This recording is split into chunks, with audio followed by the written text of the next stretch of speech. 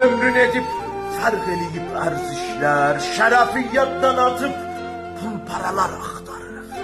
İşimiz təngə düşür, hey qatırıq iş bilənə, Allah'ı boşlamışıq, bir bəşərə yalvarırıq. Dünya çoxdandır dönüb, pislik alıb hər tərəfi.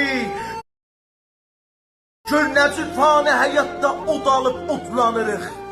Yadımızdan çıxır ey ruzi verən Allah'dır, pula xatir necə namətlərə min iz salırıq. Her şeyin haddi var imiş ama haddindən geçdik, daha zülm eyləməğin də şorunu bəhsadırıq. Belə dünya kimə lazımdır, uşaq neyniyəcək? Helal olsun, haram olsun, çörəkləri qatırıq. Daha gəlməz o zaman söz siviliyle kutula, kişilik söze sahip durmaktan baş qarxar mənim dostum.